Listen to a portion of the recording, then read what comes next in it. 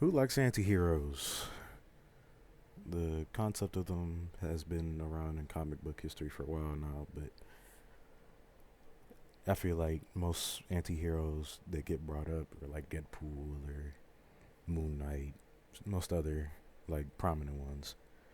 But today I want to talk about someone that hasn't really gotten a lot of light that I feel like should, and his name is Spawn.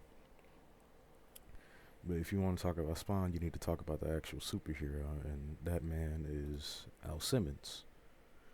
He is a former U.S. Marine Lieutenant Colonel. I know that's a mouthful, but he later joined. He joined the CIA and became a mercenary by. Was recruited to be a mercenary by Jason Wynn. He was part of a special ops, and then later on, after his multiple excursions to fight people, his wife Wanda Blake didn't like that, so he started trying to quit. And that path to saving his country led him to killing multiple people, and those killings caught the eye of something evil. That evil is Malbosia, this freaky looking demon. He's one of the strongest demons in hell in Spawn's universe, and has watched Simmons slaughter hundreds and made his decision on who to pick for the next Hellspawn. Every 100 years, a Hellspawn is picked to collect souls against the war, or against the war, for the war against heaven. He came to Simmons in his last moments after he was killed by a comrade, and that eventually led him to making a deal. That deal was he becomes the Hellspawn to see his wife one last time. I want to discuss what fully led him to becoming a Spawn and some of the things that he's able to do.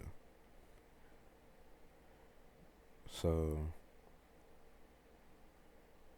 I already kind of gave you a good rundown about how Spawn came to be, but comic wise, Tom McFarlane was the creator of Spawn, and he eventually led to working on cases of Venom, but they kind of have similar things about them. But mainly with Spawn, McFarlane wanted somebody that wasn't a typical anti-hero. Most anti-heroes are fighting for revenge or justice, mostly those two focuses.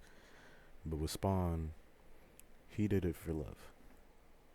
He didn't do it to get back at anybody in any way, shape, or form. He did it because he wanted to see the person that he loved closest one last time.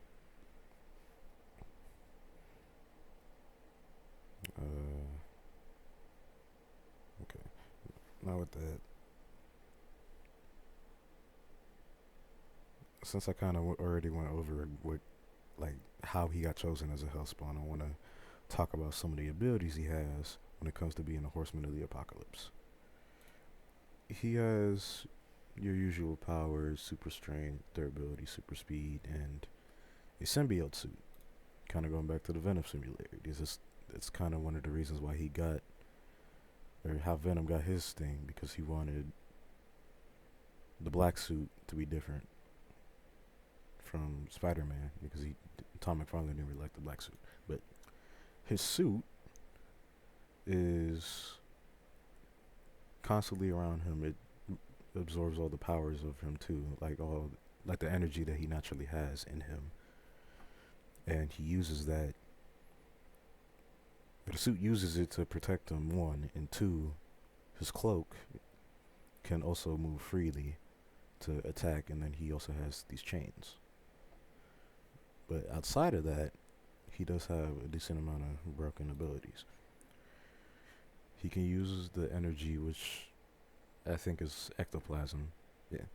He uses the ectoplasm in his body for a multitude of different things, mainly magical, but from what I've seen in the show, he uses teleportation, he raises the dead, he can mind read, and with that mind reading also force people into thinking what he wants, kind of. He can shapeshift with his cloak, turn himself into other people.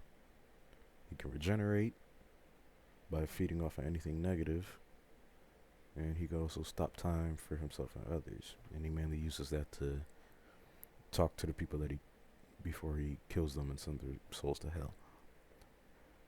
But outside of that, he's retained most of his skills as a mercenary, so he knows most martial arts. He has a good amount of knowledge of using guns and weapons. And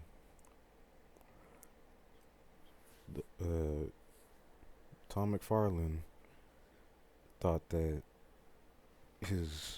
he thought that his powers were mostly inspired by Jesus because he has a Spawn has a very untapped potential. The only thing limiting him is his imagination.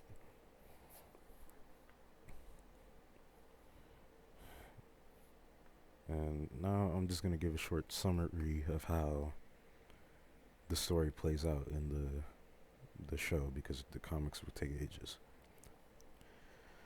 After Spawn becomes the Hellspawn, 5 years have passed and he's stuck in an alleyway, and his memories are scattered.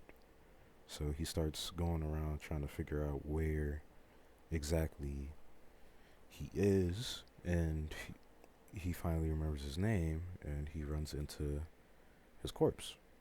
And his corpse pretty much tells him that he made his deal with Malbolgia, and now he needs to suffer the consequences. He goes back to find his wife, and he later realizes that she's remarried to his friend Terry Fitzgerald, and they have a kid named Cyan.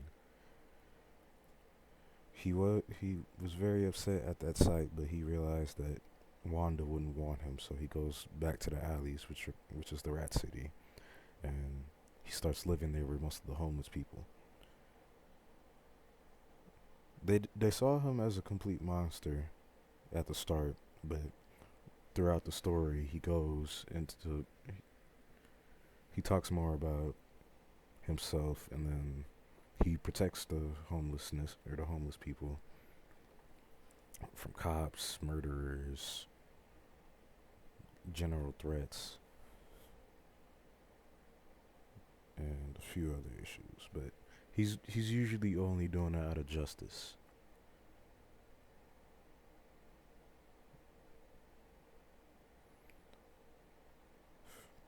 I feel like I explained enough of what led Al Simmons towards his path of becoming one of Hell's returning soldiers, his abilities, and some points that happened in the TV show. I feel like I could have talked about any other anti-hero that's prominent, but I wanted to find a character that differed from usual anti-hero tropes. And I feel like Al Simmons fit that perfectly by making that deal with Malbolgia for love. My main point for talking about this is his story is very underrated, and Todd McFarlane's creation is more than just another brooding character. He's struggling between multiple forces swaying him to doing good or being evil, also trying to fight for those who can't defend themselves. And since making that deal, Spawn may be the farthest thing from human, but he kept most of his humanity and fought back the demons within him to keep fighting for others. Thank you, that'll be all.